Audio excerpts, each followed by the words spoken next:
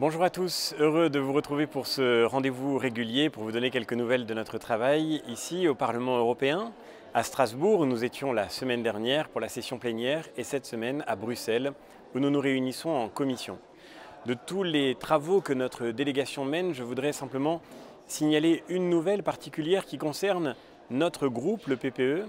Nous avons vécu, à l'occasion d'une réunion de chefs de délégation qui s'est tenue il y a quelques jours de cela, un débat très approfondi sur la stratégie de notre groupe, car nous le voyons bien, et nous le voyons en France en particulier, le débat politique a beaucoup changé. Dans ce contexte, il faut, et c'est l'intuition du président de notre groupe, Manfred Weber, se reposer la question de l'identité même de notre groupe politique, de notre proposition politique, pour pouvoir retrouver une parole claire et forte, une parole qui rompe avec les confusions, les contradictions du passé et qui puisse ainsi retrouver la confiance des citoyens. C'est ce travail que nous avons commencé d'engager au cours de notre campagne européenne en France et qu'il faut poursuivre dans le mandat qui commence pour pouvoir faire en sorte que demain, notre voix soit plus audible, c'est-à-dire aussi que demain, la démocratie dans nos pays, la démocratie ici au Parlement européen soit plus claire et plus libre et qu'elle puisse de nouveau nous permettre de retrouver confiance en l'avenir. Définir l'identité politique du PPE, définir l'identité de la droite en Europe, voilà ce travail fondamental dans lequel nous sommes engagés.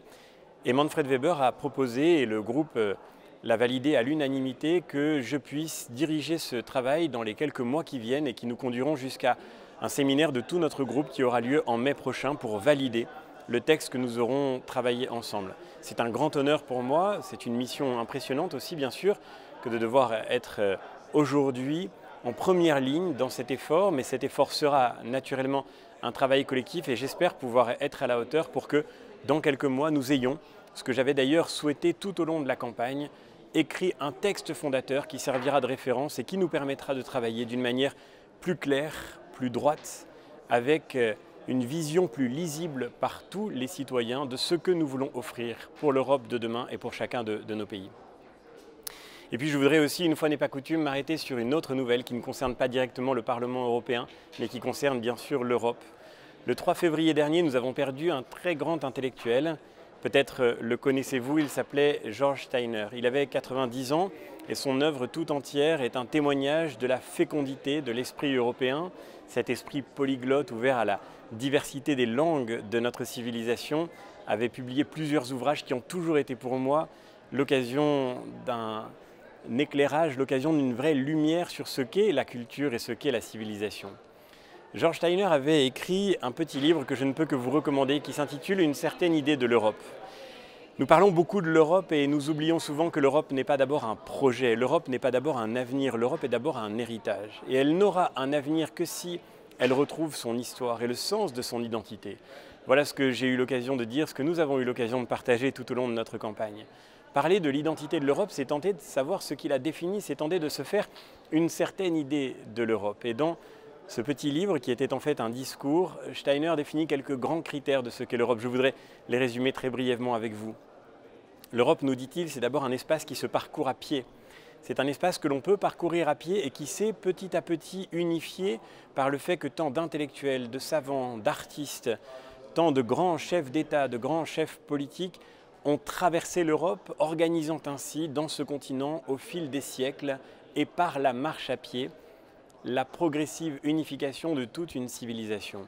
La circulation des idées a commencé par la marche en Europe et c'est d'abord ce caractère qui détermine l'espace européen. L'Europe, c'est aussi un lieu de conversation et singulièrement, c'est le lieu où l'on trouve des cafés, nous dit George Steiner. On ne trouve pas l'esprit du café dans d'autres continents, dans d'autres civilisations.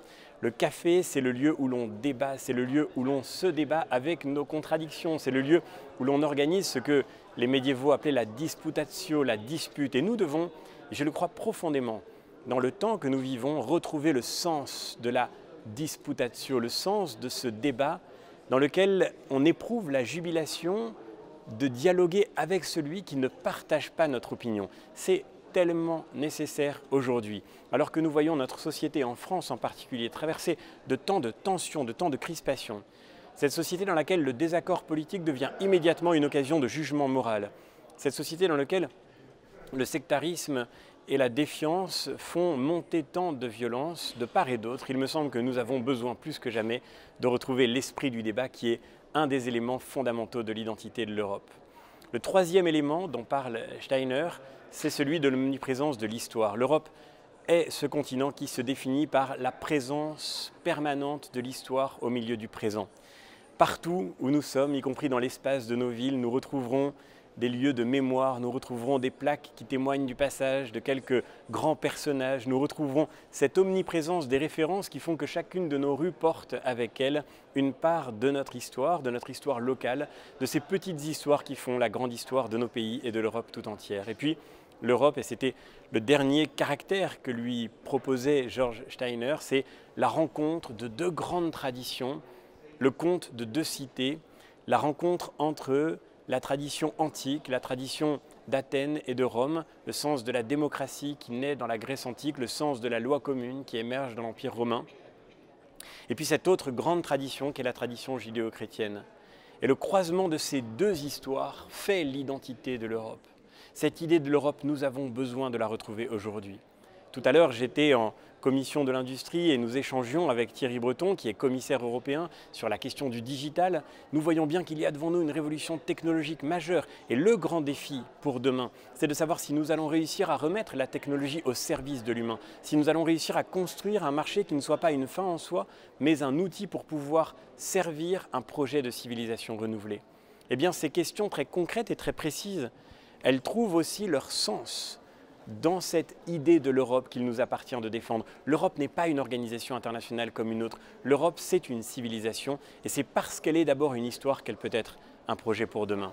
Je voudrais terminer en vous lisant quelques lignes de la fin de ce texte, Une certaine idée de l'Europe, que je ne peux que vous encourager à relire, évidemment. La dignité de l'Homo sapiens, écrit George Steiner, c'est exactement cela. La découverte de la sagesse, la quête d'un savoir désintéressé, la création de beauté. Gagner de l'argent et inonder nos vies de biens matériels, de plus en plus dénués d'intérêt, est une passion profondément vulgaire et dévastatrice. Eh bien, il faut que l'Europe devienne le lieu où une contre-révolution s'opère, contre cette révolution qui a fait de nos vies le lieu peut-être d'un marché qui en a pris toute la place.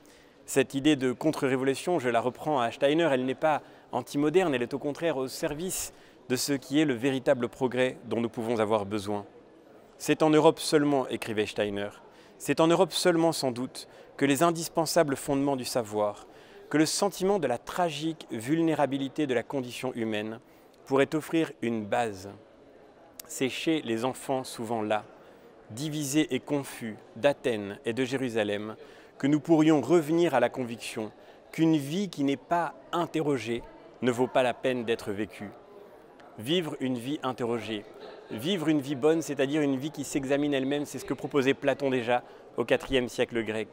Vivre une vie qui vaille vraiment la peine d'être vécue, une vie qui se pose la question de son sens, c'est là peut-être ce que l'Europe peut proposer d'idéal pour notre avenir en s'appuyant sur son passé. Et c'est la raison pour laquelle je voulais vous dire, encore une fois, n'est pas coutume, quelques mots de George Steiner qui peut sans doute nous y aider. Merci beaucoup et à très bientôt.